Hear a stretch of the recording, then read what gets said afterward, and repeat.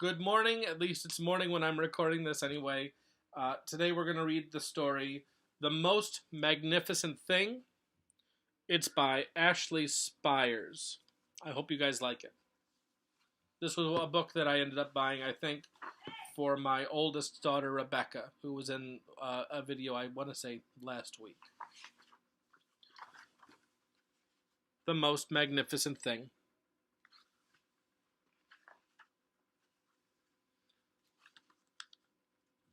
This is a regular girl and her best friend in the whole wide world.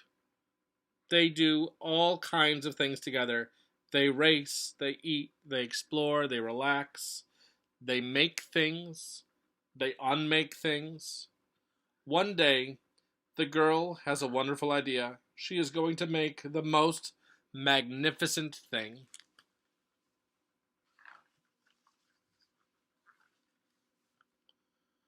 She knows just how it will look. She knows just how it will work.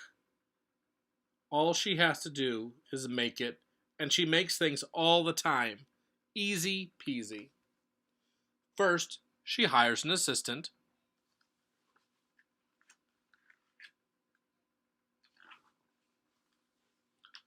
Next, they gather their supplies. They set up somewhere out of the way and get to work. It doesn't look like they're out of the way. The girl tinkers and hammers and measures, while her assistant pounces and growls and chews. When she is finished, she steps back to admire her work. She walks around one side, her assistant examines the other side. It doesn't look right. Her assistant picks it up and gives it a shake. It doesn't feel right either. They are shocked to discover that the thing isn't magnificent or good. It isn't even kind of sort of okay. It is all wrong. The girl tosses it aside and gives it another go.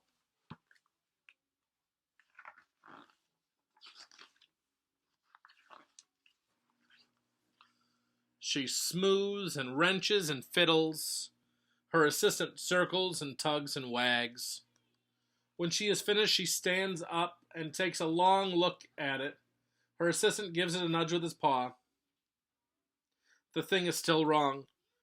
She decides to try again. The girl saws and glues and adjusts. She stands and examines and stares. She twists and tweaks and fastens. She fixes and straightens and studies. She tries all different ways to make it better. She makes it square. She makes it round. She gives it legs. She adds antenna. She makes it fuzzy. She makes it long, short, rough, smooth, big, small. One even smells of stinky cheese. But none of them are magnificent.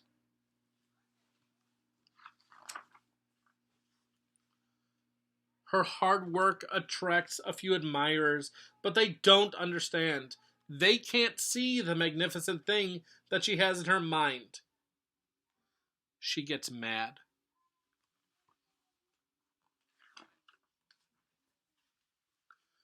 The angrier she gets, the faster she works. She smashes pieces into shape.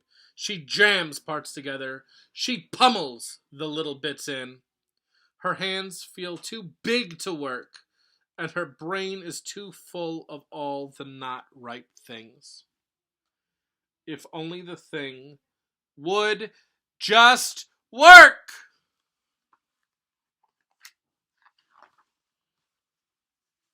Crunch. The pain starts in her finger. It rushes up to her brain. And she explodes! It is not her finest moment.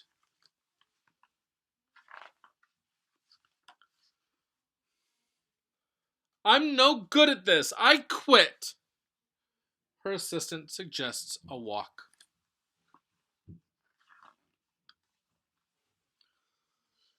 It's not much help at first,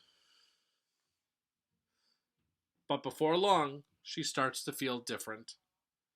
Bit by bit, The mad gets pushed out of her head.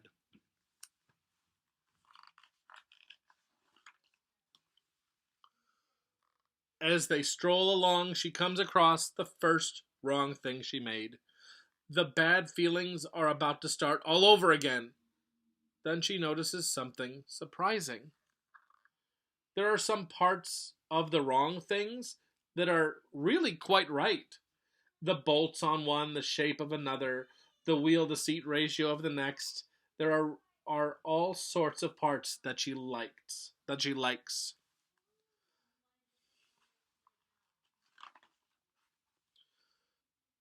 By the time she reaches the end of the trail, she finally knows how to make the thing magnificent. She gets to work. She works carefully and slowly, tinkering, hammering, twisting, fiddling, gluing, painting. Her assistant makes sure there are no distractions. This is the perfect thing to ward off bears. This will stop that leak. This one's all wet. The afternoon fades into evening. Finally, she finishes. She alerts her assistant.